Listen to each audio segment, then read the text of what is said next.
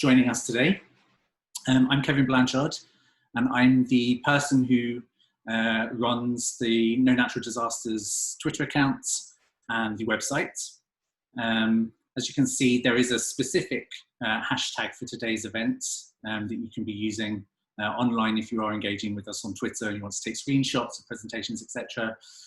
Please feel free to use that so we're able to make sure that you're engaged and we're able to retweet any relevant content. So I just wanted to start by giving a bit of background information in terms of why we're doing this. So as you may have seen, if you are a member of the Twitter account, or you may not have, there was a process in which we launched a survey looking at the use of the term natural disasters in the workplace. And that's because the campaign up until that point had really been focused on individual users, both on Twitter and other social media platforms. So it was talking to kind of the very high up people within the United Nations system. It was looking at other organizations involved in both disaster risk reduction and humanitarian action. And really, whenever they were to use that term natural disaster, we would send out a very polite engagement explaining, we feel that that particular phrase is incorrect. And actually, would you mind looking at this document that goes into some detail of why that is incorrect and how they might be able to change their language to reflect the actual causes of disasters, as opposed to blaming this all on nature. And that was fantastic, and we had a very successful campaign. We still have a very successful campaign targeting those particular people. But one of the things we discovered was actually we weren't having the organizational changes we'd hoped for. People in an organization weren't spreading that message internally. So we decided that through a series of questions on a survey, we would try to find out what the scale of the issue was and whether this is something that we would be able to address in our own work. So we launched something called No Natural Disasters in the Workplace. And this was really to ensure that we were able to improve the language and the way we speak about disasters in your place of work, in the office, at conferences, wherever it may be where you're in a professional setting. So the survey was launched in April and run for about a month. We had 122 responses, almost all of whom worked in disaster risk reduction or humanitarian action. It's fantastic, exactly the kind of audience, excuse me, we needed. And they asked a series of questions, the survey asked a series of questions trying to get to the scale of the issue behind this new campaign that we wanted to launch. How many people were using these phrases, and was it kind of as widespread as we feared? And unfortunately it was. Out of the 122 respondents, 100% said that they had at least seen or heard or mentioned the term natural disaster in the workplace, which was disappointing. Not surprising, but still disappointing. And we also had a very high number of people respond saying that even in their written literature, websites, reports, emails, etc., the things that actually hold the record of what an organization is doing, they were using natural disaster to describe these particular situations. So there was a real need there to be able to do something and actually ensure that people had the tools and the information and the knowledge to start these conversations internally. Now, our No Natural Disaster advocates, the people who follow us online and people who tweet this hashtag No Natural Disasters, they really are very, very good at engaging with people, whether that be kind of online or face-to-face. So we were hoping that through providing a number of tools and systems that they would be able to be better prepared for some of the challenges they may face. So I authored a short report entitled No Natural Disasters in the Workplace, Improving How We Talk About Disasters at Work. And as the text says there, I won't go through the whole text, you can all see that, but the aim was really to allow this professional interface, whereas before it had been very kind of informal and kind of a bit jokey. This time we wanted to make it so that people would be able to speak to their managers, would be able to speak to senior staff within their organization and actually share some information about why it is that using natural disaster is incorrect and actually we should just be using disaster within a context of a paragraph. So this report was launched a couple of weeks ago. It's been downloaded hundreds of times. It's been very, very successful. And the reason we're having this webinar today with our excellent panel of speakers is to really go through the reports in terms of providing those guidelines and providing the information that people like you who are joining us today will hopefully need in order to be able to share that message within your professional setting. So this is the first in kind of a long-term strategy that will look at how we can do that, how we can share information to allow this to happen. So we have a series of documents, PowerPoint presentations, webinars, etc., that we're calling the toolkit. And this toolkit will be free to use. There'll be no charge. You'll be able to edit it to allow you to change it to your own specific organizational structure. And hopefully through PowerPoint presentations, through delivering emails, flyers, memos, if you still use those, we will be able to get this message really embedded in each and every organization. And I think that's particularly important to be able to share this message as widely as we possibly can. So that's a bit of a background about the report and why it is that we have our excellent panelists here today, and why you've joined us. And thank you very much for those of you who are online. We really appreciate it. And what we would like to do now is just start off with a kind of very informal poll, just to kind of gauge from the people who are actually online at the moment, to gauge how many of us, and I put my hands up here, how many of us have used the term natural disaster. So I'm going to stop sharing my screen for just one moment. And then we're going to do the first poll. So you should see the option pop up to complete your poll. So just give you a couple of minutes to do that. And remember, this isn't a shaming exercise. This isn't us trying to say bad you. This is literally just a case of trying to understand how many people who are with us today have used that term. And as I said before, I know I certainly have. And I think it's in some publications that I did prior to engaging with this debate. Yeah, that's already out there. So I don't need to, I don't need to hide in shame there. So yeah, so we're also going to hear from our panelists, and our panelists are really going to be the experts here. They're the ones who kind of live this on a day-to-day basis. And I will be able to kind of introduce each panelist and provide the information that's necessary. Okay, so we've had it up for a minute. I think it's fair to say that the majority of people have used it. So we have 64% of people who have used the term natural disaster in their workplace, which actually is lower than I thought it was going to be, and 24% who haven't, and well done to you guys and people. I think that's absolutely fantastic, much better than I am.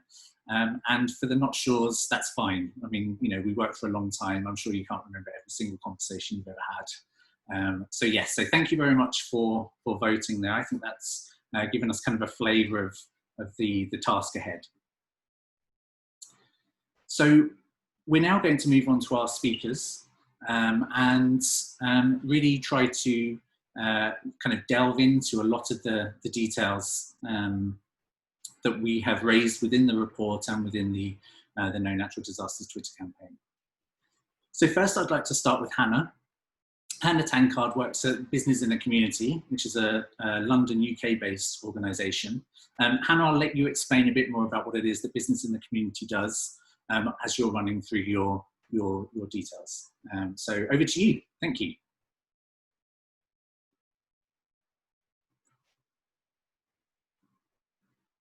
Hold on, just one second, Hannah. I need to unpin my camera.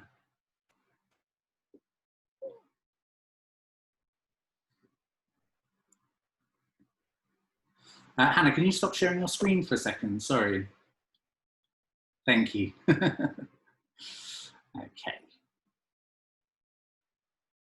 Unpin video. There we are. So it should be you now, Hannah, if you can share your screen again. Are you still muted? Okay. There we go. Hi. Excellent, thank you. Yes, so good afternoon, everybody. As Kevin said, my name is Hannah Tankard and I do work for Business in the Community. I welcome the opportunity to be with you this afternoon, and also thank you to Kevin and the team for the report. I think it is really important that we talk about this topic, no natural disasters. And it continues to be an ongoing challenge, even for those of us who do work within the disaster space. So I think it's a timely report, especially with the pandemic behind us at the moment. So yeah, I'm going to go through kind of my experience of working with my organisation and how I've tried to overcome some of the language challenges internally. So to give you a feel, I have an agenda. If I could move my screen on, there we go. I'm just going to quickly tell you about Business in the Community. I'm going to let you know about kind of the approaches I've taken as an individual within my organisation, the tools that are available to me to use, which might actually be similar for you in your organisations, some top tips to keep the momentum going, to keep us waving the flag on this really important issue, and a little plug about some of Business in the Community's response to the pandemic at the moment. So, in brief, Business in the Community is the responsible business network. We are a membership organisation based in the United Kingdom. We have 750 members, of which we mostly work with large corporations, but we do have members of all sizes. We work across all different sectors, and we work with our members to try and make them responsible. And that's both in terms of workplace inclusion and diversity, but also what businesses are doing externally. So thinking about supply chains, thinking about their local communities and what they can do better by the environment. So in summary, we inspire, engage and challenge businesses to tackle some of society's biggest issues. Now, obviously, emergencies are some of the world's biggest issues. We've seen time and time again, we've had to respond to floods across the world, we've had to respond to volcanic eruptions, and we've even had to respond to things like cyber attacks, which people often forget about, that we have very human-made disasters created. So we're constantly having to respond to changing environments. And so I work within Business Community with some of my leading members to address some of these issues within the United Kingdom. So what approaches have I taken to create this language change of no natural disasters in the workplace? Well, when I joined Business and Community at the end of 2017, I was slightly horrified to see that the term natural disaster and natural catastrophe was being used prolifically from my own team. And I was really quite determined that I was going to get rid of this language. I think it doesn't help people to actually take responsibility for reducing risks, whether that be at a government level or whether that be individuals increasing their capacity to respond to disasters. But I couldn't just start at a new organisation and tell them that I was really disappointed with the language they've been using. I had to understand why the language was being used in that way and kind of how that was fitting into the wider context of the wider visions of my organisation. So I kept my mouth shut and I tried to make sure I understood what was going on. Now, I was fortunate in that I was working for a small team, but I was coming in as a more junior member of staff. So I had to be mindful of the fact that I had a senior manager who was writing a lot of our content. So I had to be respectful in the way that I was engaging with my team and build their trust for them to then embrace the language change that I wanted to see. I didn't want to see the word natural in any of the publications we were putting out, either externally or internally. So I really spent time getting to know my team and building those relationships that they would trust me in my opinions about not using the word natural. I also spent time auditing the stuff that we had already been published to understand the way that natural had been used within our publications, and to kind of make sure that anything that was getting put out again as a revised version could be edited by me or by one of my colleagues to remove reference to the word natural. I also asked my team to share with me any draft documents ahead of publication so that I could go through it and be really mindful of the language that I'd used. I use track changes when I give comments to my colleagues, and where I make a significant change to someone's piece of work, I try to explain why it is I've made that change. And I also try to explain it verbally if I get the chance, because sometimes people just don't understand where the angle that you're coming from, and they perhaps need that one-to-one conversation to really kind of get behind your thinking and to embrace the language changes that you want to see. I also use the tools that are available to me, which I'm going to explain in another slide, whilst simultaneously trying to build my own reputation. When you come in as a new member of staff, you're not known. You need to build your own network. So I built the trust with my team, and I've got a very close-knit relationship with my team. But what could I do more than beyond that team to really make sure that my message was being communicated across multiple departments at different levels? So I really spent time building my own reputation within my organisation, and with that, taking my team with me and building their reputations too, so that we could all communicate the same message. And then finally, it's a learning curve. This isn't an overnight change. There's going to be lessons learned. We're always communicating all the time, and sometimes we communicate well and it works, sometimes it doesn't. So we have to reflect and repeat a lot of what we're doing. This is not a linear process. There's ups and downs with it, and you'll go round and round in circles with some aspects, but these are some of the steps that I took when I first started at Business and Community to try and get that language change that I wanted to see. So what tools were available to me? Well, I'm fortunate in that I do campaign as part of my job, and I had a campaign that started around the same time that I was starting, called Would You Be Ready? It was an external campaign designed for a small business audience to encourage small businesses within the United Kingdom to think about their risks, whether that be extreme weather risks, riots, fire, cyber attacks or terrorist attacks. It doesn't matter. It was getting businesses to think about what risks they face and what could put their business out of business.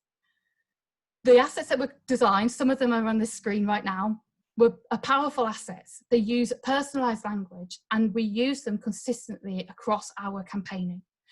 But I took that one step further. I thought, well, it's all very well showing that externally, but why not use those assets internally? So for every internal communication I've done, I have used these assets in one way or other to make sure that my message of no natural disasters is being communicated as well, and to make sure that me and my team are giving consistent messaging and making people lodge our work in their brains so that when they're talking about the work that my team do, they know to use the same language that we have been using.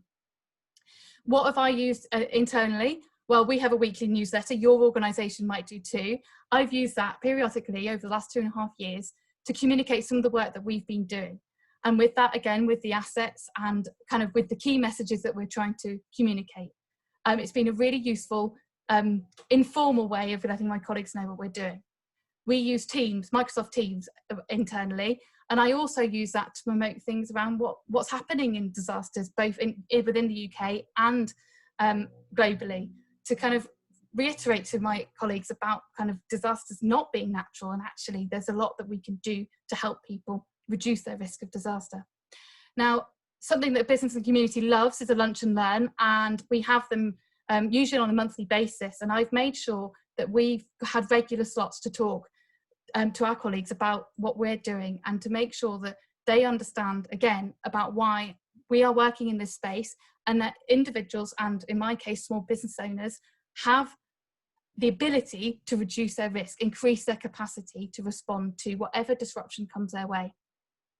I've had to put on trainings for my own colleagues, especially those who work externally with members, to make sure that they actually communicate the messages I want them to, so that our members understand the position that we have. And I've had the privilege of speaking at all staffs. Now, I don't know about you, but it's a bit daunting to stand in front of all your colleagues, 250 in my case. Probably you might have more or less, but it's the most wonderful opportunity to really get across what you want to say, and to make sure that your message lands with your colleagues, and it personalises it. And I've been able to talk about some of our work in terms of flooding within the United Kingdom, and actually been able to get really passionate and emotive about that topic, and explain to people that people have suffered from floods, not because the floods are natural, but because of the vulnerability that they faced, and that they weren't given the capacity to reduce their risk. So I would really recommend anybody using all of these tools to make sure you engage with your own colleagues internally. Now, it's not easy, and we'd be lying if we said it was. I mean, we've got a no natural disasters campaign, and this will be probably for a long while. So you need patience, and that's not something that comes easily to me. I wish that people would just get it and get on with it, but they don't. So we have to take our time, we have to reflect, we have to repeat ourselves. We also need to be aware of our audience. People need to realise that we all have different learning styles. Some people prefer to read a report, some people would prefer a tweet, other people prefer a one-to-one conversation. So make sure you're adapting your messaging based on how other people like to receive messages. Take the opportunities that come your way. Say yes. It might be nerve-wracking to speak to your colleagues, but if you don't do it, you're never going to communicate. And if the opportunities don't come knocking on the door, well, create your own opportunities. Ask your HR team, can I do a lunch and learn? And just put yourself out there, because you're the one who's in control of being able to get that message out there. And make it relevant. We're all being affected by the pandemic at the moment. So open up the conversation by what's happening in our own worlds. Make your colleagues relate to what you want to say and bring them into the conversation and show them that actually, they too can help you communicate your message. Finally, I mentioned I'd just have a little plug. For any organisation on the line who's based in the United Kingdom, if you're a charity, local authority or government organisation, and you've got any community needs that you think businesses can help you with, then please do get in touch with Business in the Community through our businessresponsecovid.org.uk website and put any requests through to us, and we'll see if any of our members and wider business networks can support communities respond to the pandemic. Thank you. Thank you so much, Hannah. That was absolutely perfect and really kind of went into a lot of the detail that I was hoping you were going to, and talked about really how to engage that team internally. Can you stop sharing your screen? Is that something I control? There we are. No, I've done it for you. There we are. Yeah, so it was a fantastic presentation. And I really liked the way you kind of raised the position from, going in as a junior, and how do you even start when you're in that kind of junior position, to moving through the different levels of seniority. Thought that was fantastic, because I know, when you start in your organisation, it can be very, very daunting.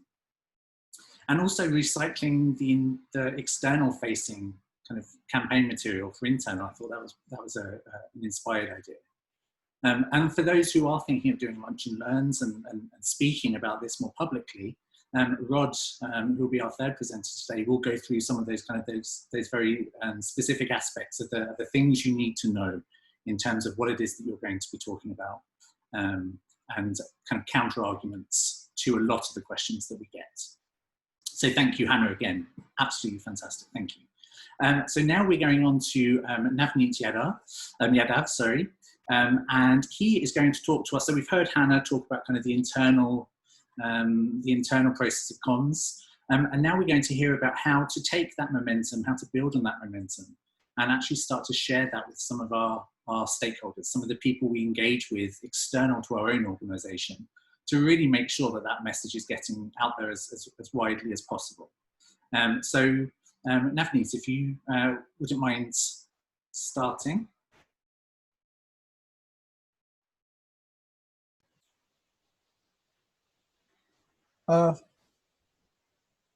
Just share your screen. Yeah. There we are.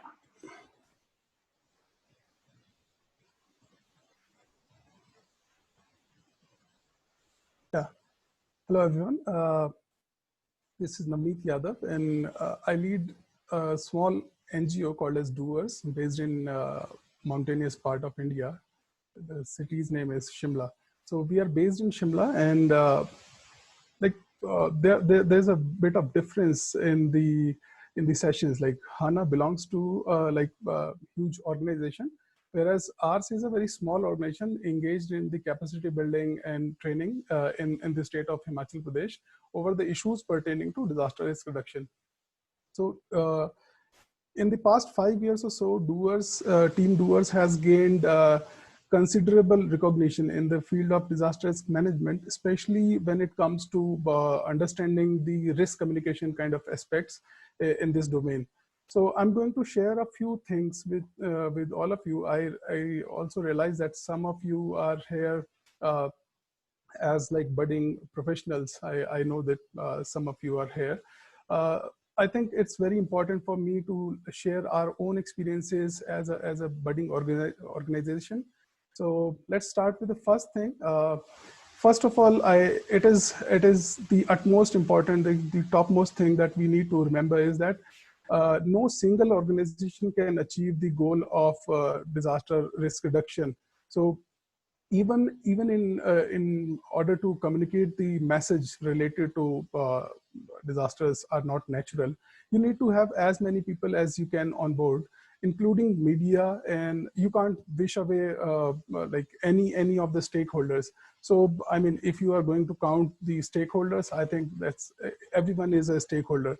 So now the second thing that I wish to highlight is you see, this is a very inconvenient topic. Like most of the people I have discussed this terminology kind of disaster with, they agree on one thing, that it's going to be an inconvenient issue to be discussed in meetings and conferences. So, but then you can't wish away not to like open up the discussion. So this picture is from it's a building of a government primary school in a town in Himachal Pradesh, the state where I come from. So this school building was like the site selection was, like as you can see, it was terrible.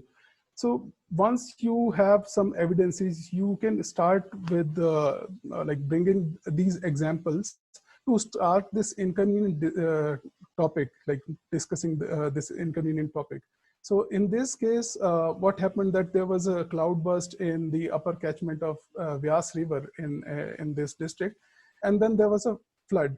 Of course, the flood was enormous in terms of the water quantity, but then you see the volume of the water was enormous, but then primarily it was the construct of this social and political and all the decision making that goes on behind, like having a school exactly on the bank of a river was not at all a good idea. So please remember that it's going to be an inconvenient thing to even start up this discussion, but please do not ever shy away in opening up. Similarly, in my own experiences of working in this field of disaster risk management for the past 15 years, I realized that still a huge number of people, especially those who are in public sector, they kind of like maybe sometimes I feel that it's their compulsion because they are working as a public authority. Sometimes they kind of they just wish that nobody discusses the aspect of not having a risk-informed development. So in my opinion, I think it's very important for all of us to realize what exactly is a disaster. So when you do not do things in a nice manner, in a well-planned, organized kind of manner, when there are disparities in the society, when there is discrimination, injustice, then even a small hazard can turn into a disaster. So it's primarily, disaster is primarily a social construct. It's like it's a kind of sandwich of like social, political, and even sometimes there are issues like corruption. So in so many cases, we have recently seen, like 2 days ago in one state of India, Bihar, there was a very newly built bridge that collapsed in just like a simple flood. Like it was not a new kind of flood. It was just a regular kind of flood that occurs every year. But then we lost a newly built bridge. So the kind of construction that takes place and the kind of corruption and so many other issues. So young people, I believe that they are pretty much open in like even accepting the fact that corruption actually creates disaster. So I think this is very important message that we need to communicate while dealing with the external stakeholders, that first of all, they need to at least realize that all the wrongly done development can become a disaster whenever there is a natural hazard hitting us. And yeah, this is a funny way to like say it, but earlier, all of you know, Saskia is here. Earlier, UNDRR was like UniSDR. So I think that people are going to trust you more when you bring up the examples from recognized bodies like UNDRR. And I appreciate the role of UNDRR, especially the kind of communication that UNDRR has done in the past couple of years. And this is something we have been sharing like for the past 4 or 5 years. So what we do in most of the presentations that we make in our training programs, we show this screenshot to the people while having the discussion. It's just one of the slides from that presentation, because you see people, of course, people would listen to you also when you say that disasters are not natural, but you are not UN. So when something comes up from a recognized agency such as United Nations, everybody listens. So please make sure that you, in order to do, in order to remove the naturalness from the disasters, we need to bring in all the tools possible, all the strength that you can gather. It is our responsibility to bring that. And yeah, another thing is that we are typically like not very, what to say, like they're not very open in actually bringing up this inconvenient discussion, especially with the agencies who are like treated as the topmost agencies for disaster management in a country.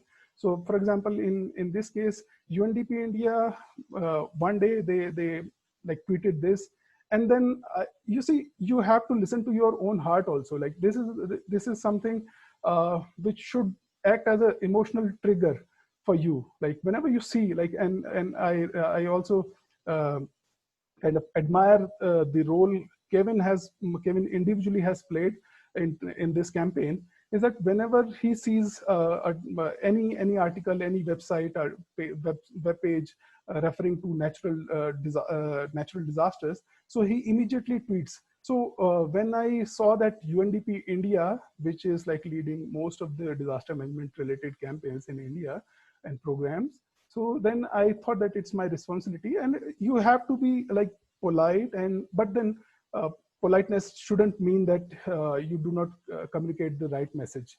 So I replied them immediately, and you have to gather other evidences also. Like there are very learned people, very highly intellectual people, even in the UNDP, who kind of have understood that disaster is certainly not natural. It's the hazard which are natural. So I think all of us have this responsibility to even even if you see something on Twitter or Facebook or anywhere, so bring it up. Like, because if you are not going to say it, nobody is going to even pay attention to this. And yeah, whenever the most prominent question we hear in our training programs is that people keep on saying, no, we have read this in our textbook that disasters are of 2 types. One is man-made and another one is natural. So you see, you have to show this in this picture. You can see this is an animation, PowerPoint animation. It's like it runs for about 10 slides. So this animation actually gives a rational kind of explanation on like how disaster risk is created and how our vulnerabilities and capacities contribute to like disasters. So when people see these things, people question so many things, and it's our job as change makers, I should say, to encourage people to question things. And yeah, so there's space between the messenger and the message, which this is your personal space. You can choose to be bolder, you can choose to be more creative while communicating the messages that are required to be shared.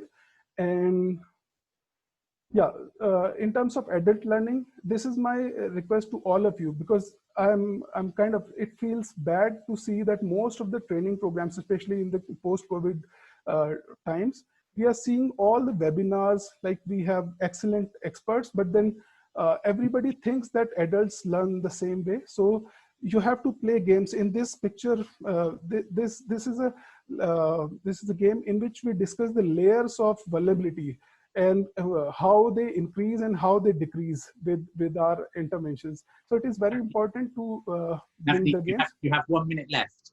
Yeah, I know. Thank you. Yeah. So, and the last thing I want to communicate is what Hannah also mentioned in her presentation is that this is pretty much like the privilege walk game that you might have seen. In this game, when you encourage people to be a part of this activity, then they start believing that no, hazard doesn't have a significant impact on people if people are more prepared, people have the capacities and less vulnerabilities. So these are the few tips I wanted to share, and thank you. We can interact later on through emails. Yeah, thank you. Perfect. Thank you so much, Navneet. That was another fascinating presentation. I made some notes, excuse me. So I loved, I think it was one of your first slides, maybe your second slide, where it was talking about needing more allies. And I think that perfectly sums up the campaign.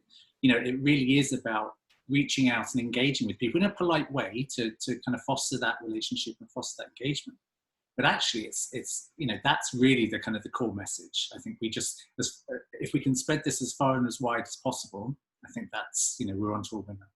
And I was also really interested by your kind of your proactive engagement, the be that person. You know, you can always leave it to someone else. It's the same with a lot of other kind of campaigns around outdated terminology and kind of incorrect messaging. You can always leave it to that other person. But actually, if you have that platform, if you have those tools available, then why not reach out and engage? So thank you, Navneet. That was fantastic. Really appreciate it. So now we're going to hear from Rodrigo Mena. Rodrigo, but he prefers to be called Rod, is a researcher at the Erasmus University. And he will kind of give us really some very specific counter-arguments to the counter-arguments against this campaign. It's a confusing sentence. So, you know, running the Twitter campaign, running the website, we will be bombarded by arguments as to why natural disasters is fine.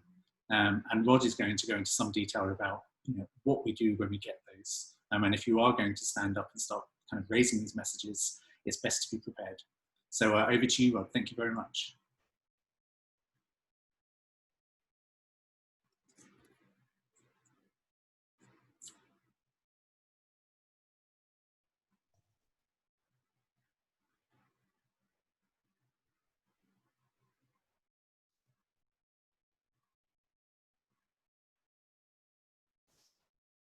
Okay, now I'm There we go. Yep, great, perfect. Thanks so much, Kevin, and hello to everyone.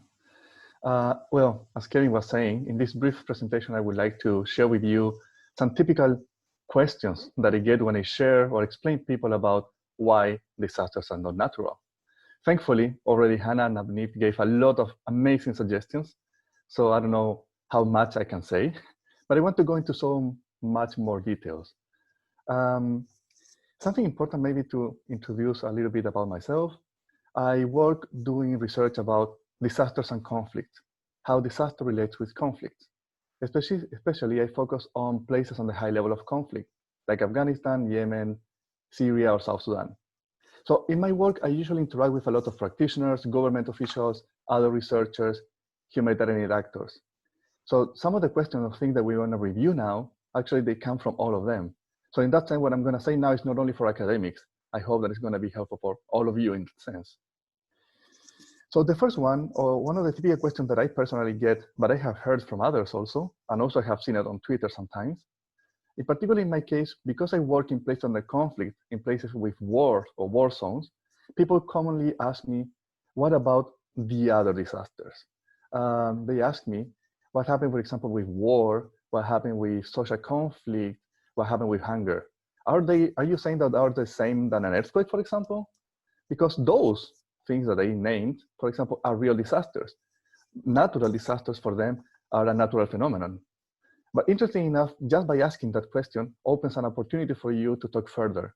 And most of the time, I would say, people understand the message quite easily because they can clearly see and understand that all these situations, from the earthquake to hunger to war, for example, are socially and politically constructed. But once they understand this message, and they want to move forward, a common question that we always get is, okay, so how we differentiate between different disasters now? And that's another common question. I would say, and also it's also important for example, journalists, or when we write report or journal articles. One of the most common answers of how we differentiate different disasters, I would say, is as simple as context. Most of the time when we report or we write something, just by giving context, people will get the idea of if we are talking about disaster related with technological failure, social conflict, or if they have a natural hazard component. So context is usually one way to differentiate between disasters if we are just talking about disasters. But sometimes that's not enough. Sometimes we need to label a table, sometimes we need to write titles. So which term can we use instead? And this is not a clear and unique answer, of course. Personally, and I know that many others have opted for the option of natural hazard related disasters. I remember like around 5 years ago, I had an interesting discussion. 5 years ago, not even the natural disaster campaign was out there. But of course, we know that non-natural disasters ideas are out there from already half a century. But around 5 years ago, I published something with the concept socio-environmental disasters. And I had to choose, and I chose that option after negotiating a lot with editors and other colleagues. But what's interesting, just by rejecting of putting natural disasters on the paper and opening this discussion, again, a new opportunity opens to understand and to explain others about why disasters are natural. So also it would be interesting to know which other alternative or concept people were using. Of course, we cannot share here all the questions, but something that always comes back, and maybe many of you have received this question in the past, is what about asteroids?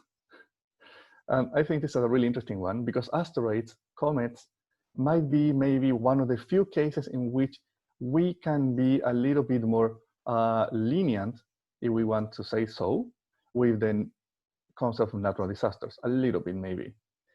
But also it needs to be important that the idea of the non-natural disaster campaign and what we are talking about here is not about the concept, it's not about etymologies, it's about the consequences, both social and political ones, of using language. So it doesn't matter if we agree or not that that asteroids are or not natural disasters in the end. The important thing to understand that in any case, we can still do a lot first to foresee their occurrence. And because of that, we can also prevent a lot of the effects that asteroids might happen, depending on the dimension of them and the impact. But also it's important that we can also, for example, as Ilan Kempman shares in his last book, we can also instigate a lot of our governments to join forces with other governments in much more research on how to foresee this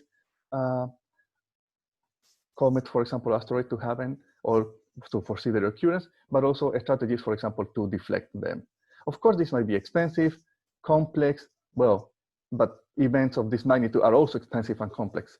So what are we choosing? And in the end, this is the important questions, is our decisions.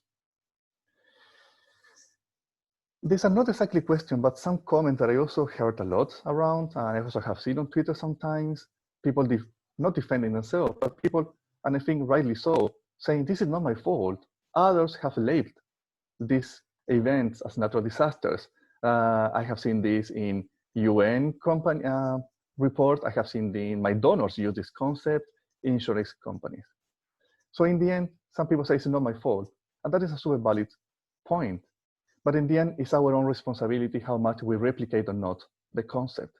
And we can also use that moment again as an opportunity. We can always add, for example, a little footnote acknowledging that in that and that regional report was used the term natural disasters, but we will use just disasters or other terms, and explaining why. So we can also see this as an opportunity. Other common comment that I get is changing this has costs. And although I will talk a little bit more about this, it's important to understand that many people say, I cannot reprint everything that I already printed out using natural disasters. Or I don't have the time, or I don't have someone to review all our website. Another comment is, and I like this one a lot, is when people come to me or others and say, okay, I got it. Disasters are not natural. So what now? And I think this is beautiful because the what now opens the final opportunity and the big window to really engage and work further with others on this. So in that sense, I want to share a bit more with you about what now, which other suggestions we can have to move forward. Of course, thankfully, Hannah, Navneet, and all the work of Kevin and many others have done during the last decades on this. We know a lot of how to do it. But particularly in this campaign, I want to stress first that most of the time when people ask you what now, they're looking for practical solutions. And actually on the report that we are launching today, this is also clear. People doesn't want just to know, okay, this is a problem. People want to know, okay, help me out, how to solve this. So for example, on the website, No Natural Disasters, you can find a lot of references. You can find journalistic briefings. And as Kevin was saying, soon there will be other toolkits that will help you to move forward on this. Maybe it's also important what Navneet was saying. Maybe you can also refer practically how even UNDRR have been changing the language over the years. Second, and this is something that also Hannah and Navneet said, we need to be patient. We need to repeat the message and we need to retry it. Change takes time. Achieving change with a terminology is not always easy. Maybe some companies, maybe some people, some organizations got the message, but changing it will take time. Sometimes this is so embedded in educational system, as Navneet was saying, this is so embedded in people's practice that this will take time. So we need to be clear that it will need repetition. They will need to retry the method. We will need constant effort, and not only by us. We need to build up a community that create this systemic effort to, in the end, be able to somehow build sustainable change, and sustainable change on how we refer to disasters. First, and I think this is an amazing point, and it's really important to always repeat it, is to be friendly and positive. No one likes to be told that we are using the wrong concept. No one likes to feel that you are being corrected. And actually, it's interesting because I have been talking with, for example, people that they just publish a paper or a report, and then now realize that disaster not natural, but they just published using that concept. And they feel like, oops, what do I do now? I cannot just republish. So it's kind of complicated. But so in that sense, we need to be friendly with people. This can be uncomfortable, as Navneet was saying. Also, as system theory says, we don't see that we don't see what we don't see. So until we learn that disasters are not natural, despite how logical it is, we don't know better. So we need to be friendly. That idea is to move forward the discussion and move change forward and not really correcting people. Sometimes you need it, but most of the time I would say it's not the main point. And finally, we need to be proactive and work together. This is community effort. We need to reach out. We need to sustain effort on this. Again, the website that I said before has a lot of examples, but it's something that we need to sometimes, if you want to, of course, be proactive on this. You need to reach out to people. And yeah, that's, I think, one of the important messages. We need to be proactive if we want this to happen. And in part of being proactive, also, I would like to hear more in the future with you, which are the suggestions do you have beyond our own experiences, or which are the common questions you get? So yeah, that's the invitation. Let's share, let's do this together, let's use the tool that we have, and let's see this happen. Thanks so much. That's fantastic. Thank you so much, Rod. And some really, really interesting points there. I think you covered really everything that I was hoping you would. I really, sorry, I made some points here. Oh, I should remind people that the Q&A is open. Some people are asking questions, but if you do have other questions you'd like to ask any of the panelists, please feel free. And you can also upvote the questions as well if there's something you see that actually you'd really specifically like answered. But I really liked your response, Rod, to that question, why? Like, why are we, what's the point of having this? And I think it does boil a lot down to the idea that by targeting or by naming these events as natural, we're really discounting a lot of the role that we have as humans and as a species to combat the impacts of disasters.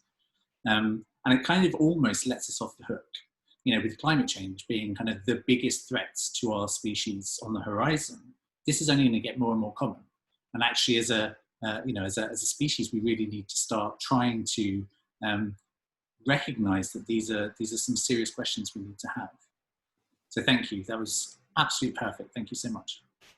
So next up, we've got Saskia. Saskia works at the United Nations Office for Disaster Risk Reduction for the regional office in the Americas and Caribbean. This is that's a mouthful to say. But Saskia is going to really kind of delve into a case study. UNDRR have been one of our kind of main organizational champions. They are promoting this on a daily basis. It's absolutely fantastic. And Saskia, as the external relations officer, really has very kind of first-hand experience of how to engage with this message, both internally, externally, and really show some success. So Saskia, over to you. Thank you very much. I'm just going to ask you to unmute. Okay, thank you very much. You can see my screen, right? Yes. Yes, we can. Yeah, perfectly. Okay, so first of all, thank you very much for this invitation to participate to this really exciting webinar, and to supporting also this shift of the campaign towards working into the workplace, which is, as we have seen with the report and the survey, is really key nowadays on how to move forward on this change that is slow, but it's changing through time. I will, just to add on the really excellent previous presentations, I will share a little bit of a timeline of how this has been changing and shifting through time, which is also how our office has been shifting, and then what have been some of the internal actions we take, and some of the external actions, and I will finalize with some examples which are mainly related to our communication campaigns. So as my previous panelists shared, the words are actually power. As Rod says, the consequence was the language that we use. With language that you use, it actually has consequence. So the narrative that we frame around disaster can then actually motivate action or inaction, like defining natural disasters as natural, then this moves to inaction because there's nothing to do. So the narrative that we have and that we use is really powerful, and then moves towards the action or inactions. As we can see, risk is framed with vulnerability that are social constructed. As the global assessment reports, the last version reminds, risk is systemic. So it is cascading, it's interconnected, it is not linear. So we need to have really clear that disasters are not natural in order to work towards this reduction of risk, and how risk is really socially constructed and mainly through vulnerability. So all these lens that we use, and how we use language, how we use concept, then drive our action, drives how we understand risk, drives how we move towards in governance, drives our investment, which is in a nutshell, drives how we implement the Sendai framework for disaster risk reduction. So if we go to the last terminology that was adopted by the General Assembly with the Intergovernmental Open-Ending Expert Group, disaster are defined as a serious disruption of the functioning of a community or a society at any scale due to hazards event, interacting with condition of exposure, with vulnerability, capacity, leading one of the following, which is human, material, economic, environmental losses and impact. I actually saw a question in the Q&A on environmental losses. This makes clear that risk is made with hazard, with exposure and vulnerability. So this is the present day definition of disaster, and there's nothing natural in it as defined. If we look at the timeline, I actually really enjoyed creating this timeline and looking into the past. We can see that in 1971 there was a United Nations disaster relief coordinator, with a UN resolution with natural disaster clearly in that resolution. Then at the end of the 80s, the International Decade for Natural Disaster Reduction started, and that has the natural term still in it. In 1993, there was a paper in Spanish from Andrew Mascure that states really clear that disasters are not natural. So that comes, as Rod says, at nearly half a century, or at least in the last 30 years, there's been a push towards recognizing a disaster not natural. Then we have the Yokohama strategy, whereas the guidelines for natural disaster prevention, preparedness, and mitigation. But then there's a shift at the end of last century in 1999 with the International Strategy for Disaster Reduction, ISDR, which was actually the name of our office until recently, as we saw with Navneet presentation and screenshot. And then there's starting to recognize in the official documents and everything that there's a reduced social vulnerability and risk of natural hazard, as actually Rod also said in one of the alternative definitions.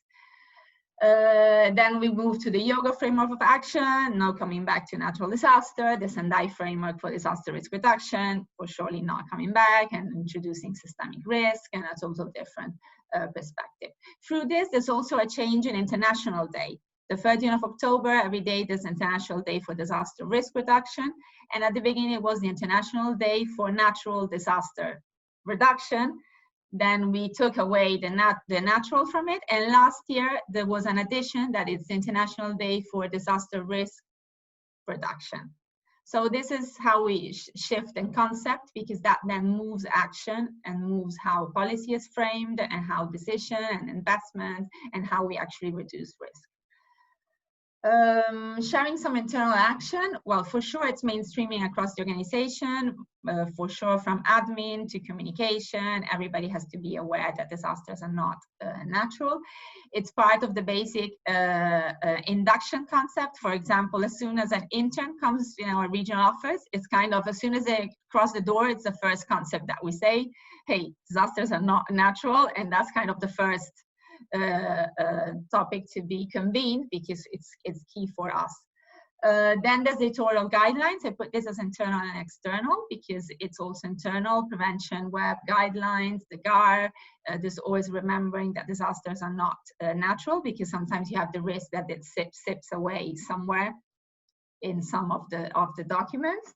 And then for sure the senior level support. We have support from the senior level, because this is key, and this is actually within our DNA, because it drives how we talk about disaster risk reduction by motivating action around it.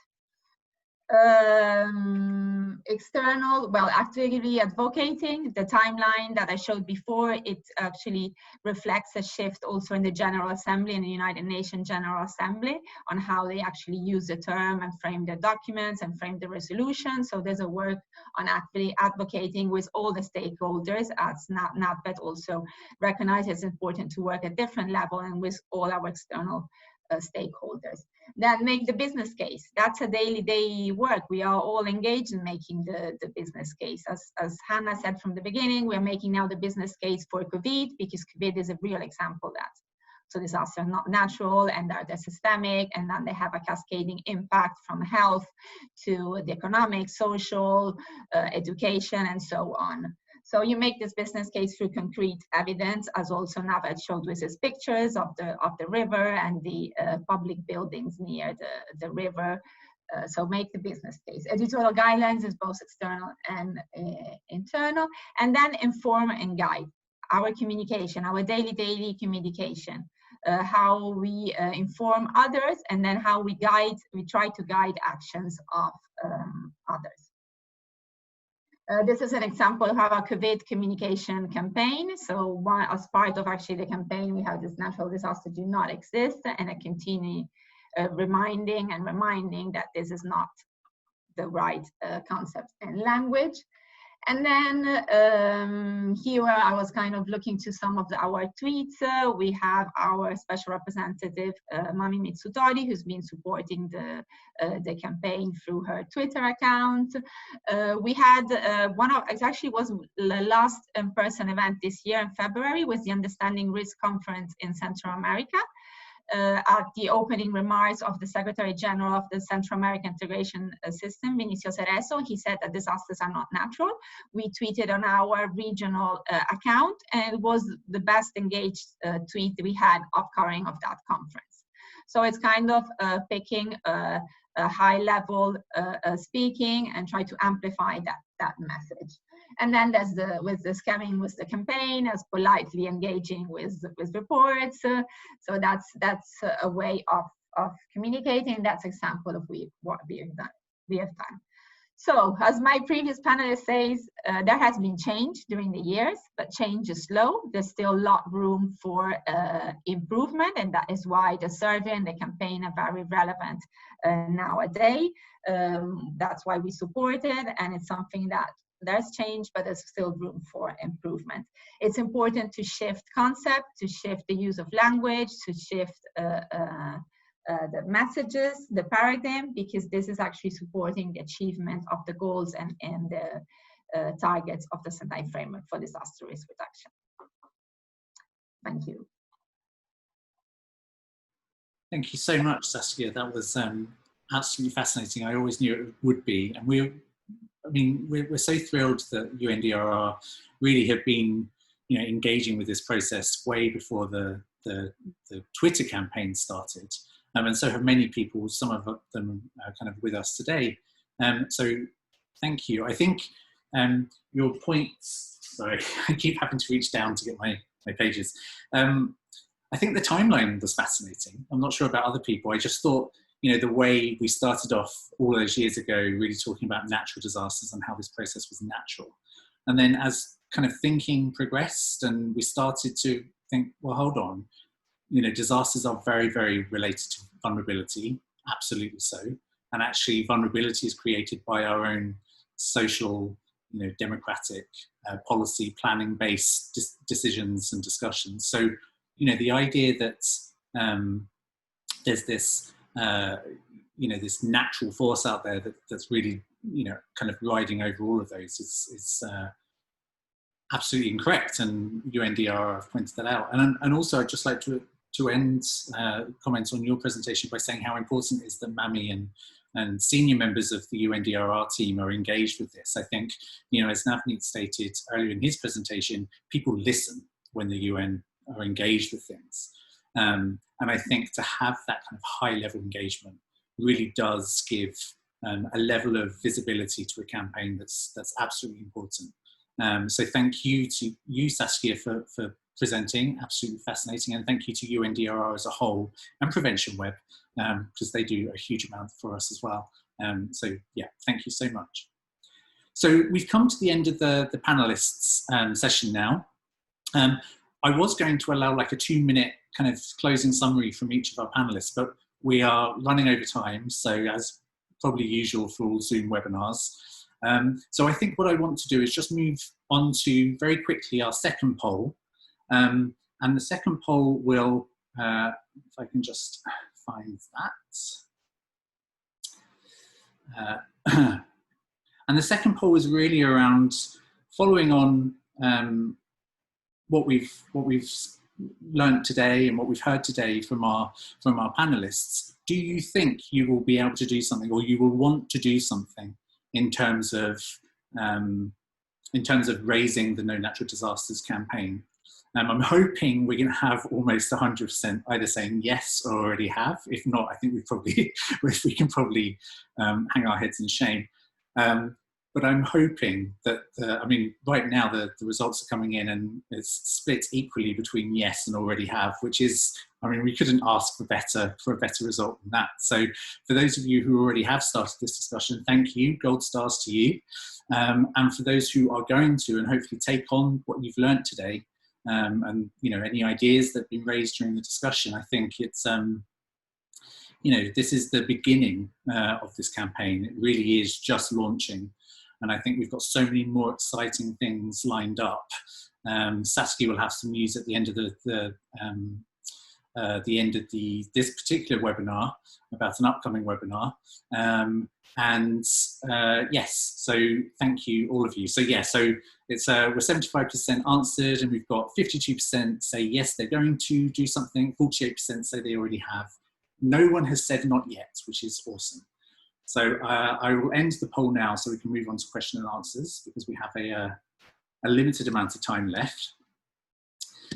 So we have a couple of questions. Panelists, please feel free to kind of interrupt and or choose to answer a question yourself. There is an option where you can actually say you would like to answer this live. I know I think I've kind of noted a few questions that I or the panelists would be good to answer. So if we start first, we'll start with the kind of the most upvoted question, and it's from Denise. And Denise is wondering about the status of this conversation with international databases, such as MDAT, which categorizes two main groups of disasters: natural disasters, including climatological and hydrological, and then technological disasters in their data sets. So I think does anyone have a particular burning desire to answer that? If you just let me know. No? Okay. Oh yeah, Rod, go for it.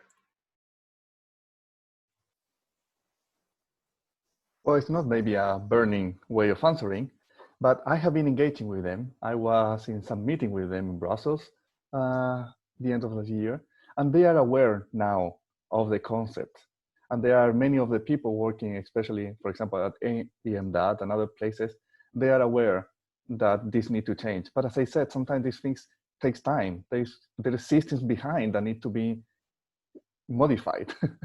And that's really important. So yeah, but we have been approaching. Also, I appreciate the comment of Denise about that, the importance of this kind.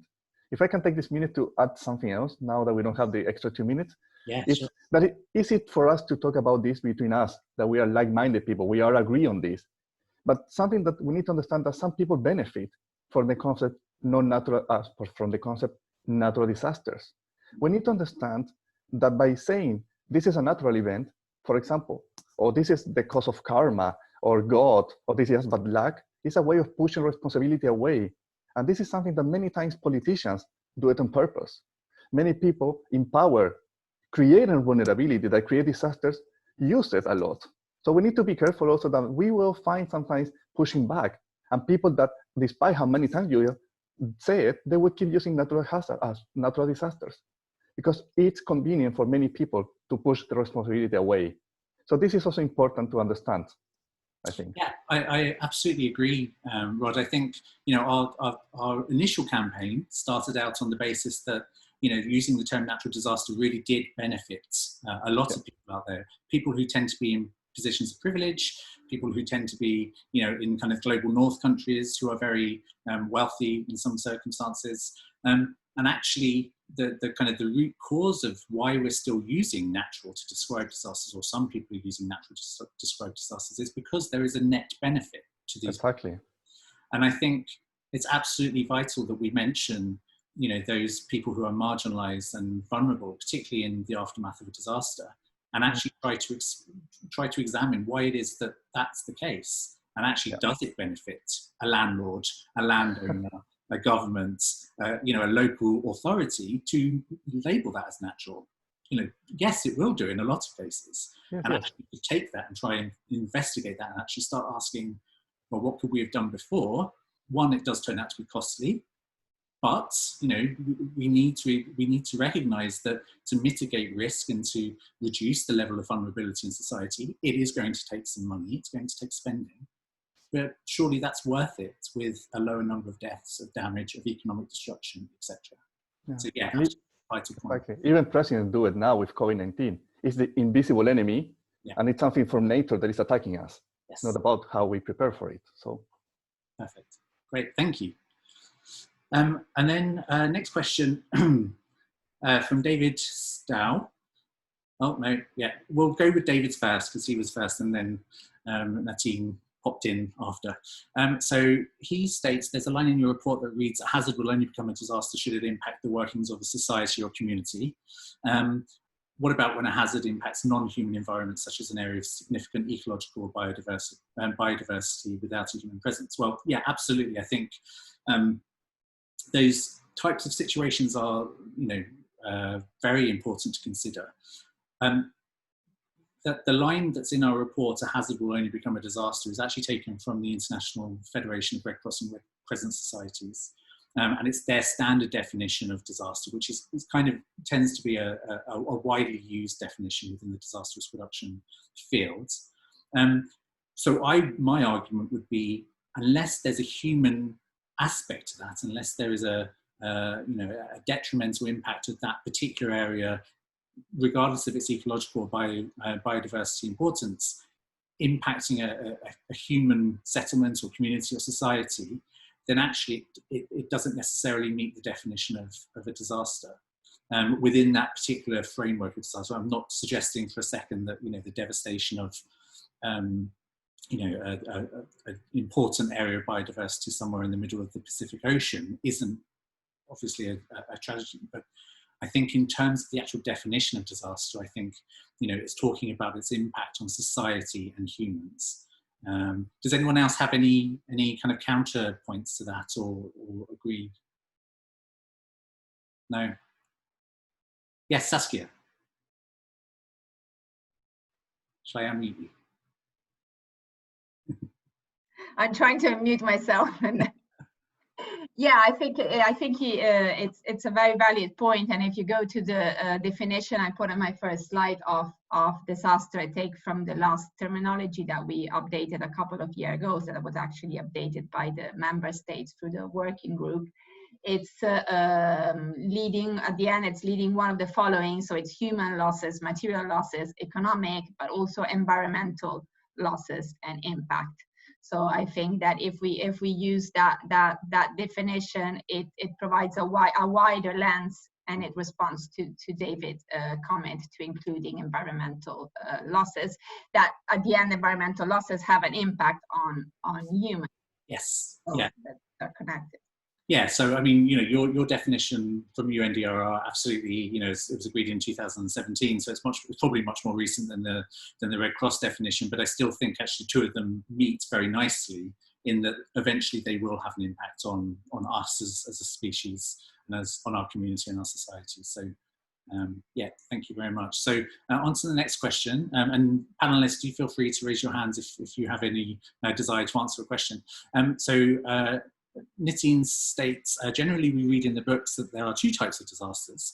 Rather than this, authors must mention that there is no classification of disasters. In the primary level of education, we should change that there's no natural disasters. Do you agree that this small change will be effective? Well, I'll start. Absolutely, yes. I think the younger the audience that we're spreading our message to, I think the better. I'm actually doing some work at the moment with a couple of UK-based geography teachers who teach GCSE level, which is kind of 13, 14, 15 years old, to really put across in a kind of curriculum-friendly format the message behind our campaign. So that's something that will be launched hopefully from a UK perspective relatively shortly, and then hopefully other countries will work that into their own curriculum. But yes, absolutely, changing the messaging behind disasters at an early age is the best way to get no natural disasters kind of understood more broadly. Does anyone else have anything to add to that? Yeah, sure, Rod.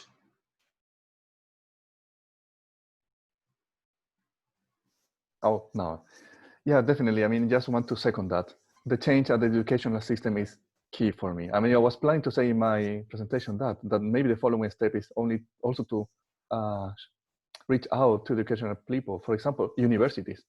I have had so much headaches with other academics trying to, and not only, I would say the social scientist people get it better. My main struggle, and I have been working with a lot of people more technical or economists or people working hard data, and they say, but this is what for example, as we said before, that's how ENDAT labeled them. But that change is needed. So educational systems need to change a lot and need to adapt on these terms. Not only at the lower level, also professional and technical level. I'm not only saying, I'm so glad you mentioned the kind of the difference between social scientists and maybe physical scientists. I think absolutely, I've seen that distinction between how ready to adopt that message social scientists are, and how kind of hesitant maybe other forms of science are. Very quickly, one particular example I have, I did some work last year for Flood Re, which is a reinsurance organisation in the UK, looking at flooding within the UK, and it's kind of funded by insurance sector in the UK. So very kind of physical hazards, looking at kind of, you know, floods studies in kind of very physical and technical detail. Flood Re were very engaged with the message of no natural disasters, but having kind of offhand discussions with a number of insurance industry people, there was a huge lack of engagement with this. You know, they were really reluctant to drop the natural. And there's a business reason for that, of course. You know, it makes it very convenient if an insurance policy can state, you know, natural hazards or natural events or acts of God aren't covered. Yeah, Rod, sorry.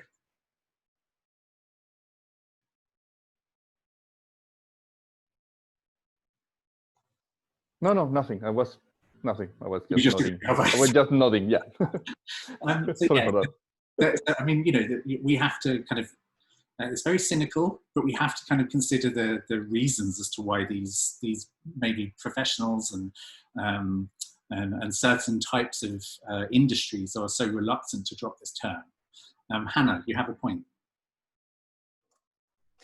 Yeah, so I work a lot with insurance companies, and I've spent a couple of years trying to get them to realise actually they can actually help their customers by informing their customers how they can actually make themselves more resilient. In the flooding context, Kevin, we've crossed paths with this, but with property flood resilience, so enabling people to make their homes more secure, either letting the water in and kind of having resilient materials, or by stopping the water coming in. But unless those insurance companies communicate with their customers at renewal, there's going to be very little movement from the customers because they're usually unaware. So I think, you know, it's making these insurance companies realise the business case. And yeah, absolutely, getting them to stop using acts of God and force majeure, it drives me nuts. Yeah. And it's not fair on the ultimately the person at the end who's suffering. So yeah, I'm working behind the scenes on that one.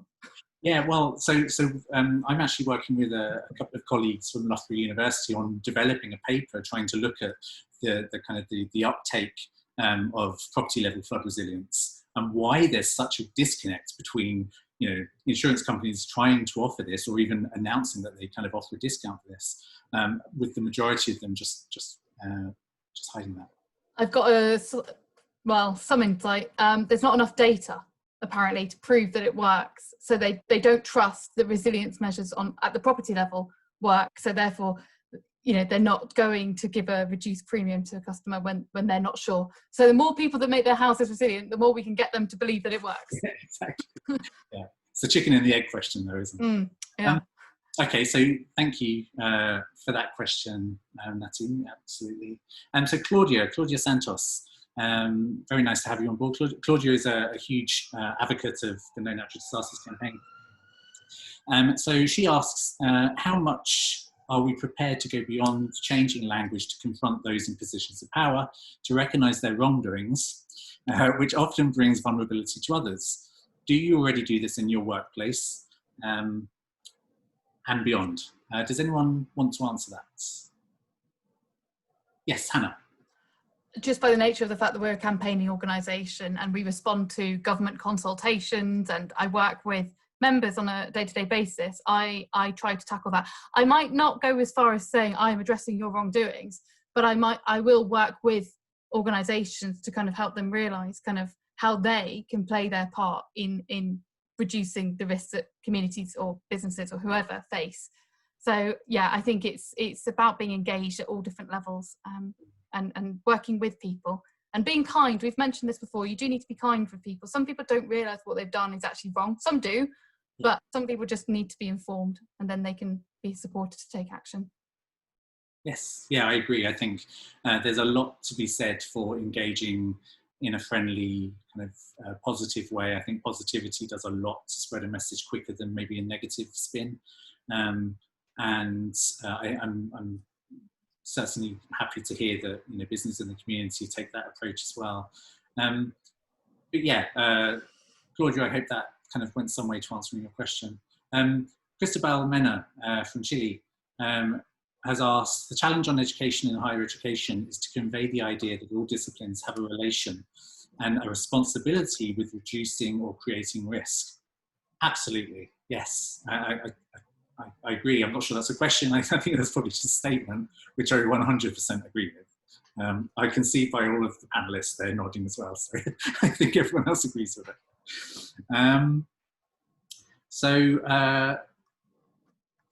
Brad Eisen, says he wants to do a LinkedIn show on this. fantastic. I'll contact you afterwards. I think that's it. I think we've managed to get through the questions. So if we actually do have a little bit of time. So if the panelists did want to make any kind of last minute points on this, please feel free to do so. Can I get? I've noticed there's another question from David Stowe about have you approached the BCI and DRI? Well, whilst the other panelists were presenting, I was beavering away trying to see if I could see what they said on their own websites. Now, I'm not so sure about the DRI, but I actually work with the BCI as a partner, and I've never once heard them mention the term natural disasters, and their glossary of terms, which I found on their website, doesn't mention natural disasters either. It only mentions disasters, and then there's a lengthy definition of what disasters mean for the Business Continuity Institute. So perhaps that helps answer that one. Partially, anyway. I'm sorry, I've just seen a question coming from Matt Smith, which is a really interesting one. Unfortunately, quite UK specific, but I think it probably has ramifications for other, particularly developed economies. Do you think plans to merge DFID and the FCO? So DFID is the UK's International Development Organisation, government department, and the FCO is the Foreign and Commonwealth Office, which is also a government department. In the UK, could provide a good opportunity to reform and exclude the ND term. Yes, I do. I think any kind of any opportunity to really start to kind of look at the bottom and work your way up approach to how a department works is a good opportunity to change language. I'm sure, you know, Hannah and Saskia and Navneet will be able to kind of build on that through their own, what they've presented on. But I think, you know, that opportunity to engage with the kind of the wide level or the kind of, you know, entirety of the staff and try to define how you're going to work going forward under this new kind of super department, I think is a fantastic opportunity. Whether or not DFID and the FCO merging is a good outcome is probably something for another webinar. Anyone else have any closing comments? Saskia, could you tell us about your next webinar? Yes, yeah, trying to unmute myself. Yeah, I also wanted to comment, and I think it's really interesting to see all these examples. It's a long-going, I want to call it struggle, but it's a long-going effort. It's important how we do it, from how we work with, in our case, with member states, how we work in policy advice, how we work in training. In every opportunity that you have, I think it's kind of the ABC of working in disaster risk reduction. Disasters are not natural. It's part of one of the 3 things that you need to convene through different languages, different means, depending on your audience and where you're working. So that I just wanted to restate this. Yes, I'm thrilled actually to inform that we are organizing from our regional office and the campaign a version of this webinar in Spanish for our region. The Caribbean can attend this one that is in English, but for the Spanish language countries. So that will be probably by the end of August. We will announce the date on our Twitter accounts from UNDRR regional office, but as well the campaign. So looking forward to that opportunity and sharing again and having a little bit of a regional, we'll have a regional focus and share some regional experience. I think this region has a lot to share, has been bringing forward the concept of no natural disaster. I think it's pretty much in the DNA of a lot of actors at different levels. Institutions have changed their names, policy has changed. So it's a good experience to share and a good support. Excellent. Yes, and the Spanish language version of this webinar will hopefully be the first of many, and hopefully we'll be doing this type of event in various different languages. We're trying to be as kind of inclusive, as engaging as possible on a global stage, which obviously is difficult. And we appreciate time differences as well. So hopefully we'll have some slightly more reasonable times for people not in Europe or North America. So we're coming to the end. I think the only thing left for me to do as the host is to say thank you so much for all of our panelists. I think the presentations and the quality of the information you've given to the people who have joined us today just first rate. I think, you know, people will be able to have those tools, have got the information they need to really, you know, go out and start spreading this message. And I think, you know, this is really the first step in a number of steps for the No Natural Disasters in the Workplace campaign. I'm very, very excited to see what's coming, well, to kind of announce what's coming up. And I think, you know, just please, all of you who are still with us and engaged, make sure you take every opportunity to tell people that disasters aren't natural. I think that's kind of the crux of the presentation, really. So thank you very much. This webinar will be, the video of this webinar will be hosted on the No Natural Disasters website. If you are interested in kind of rehashing or going back to a specific point one of our panelists made, it will be online probably tomorrow. I've just seen Saskia's waving her hand. She wants to say something. I just wanted to say that we just tweeted a minute ago the blog of MAMI supporting the Time to Say Goodbye to Natural Disaster and Prevention web, which wanted to be launched today jointly with the webinar.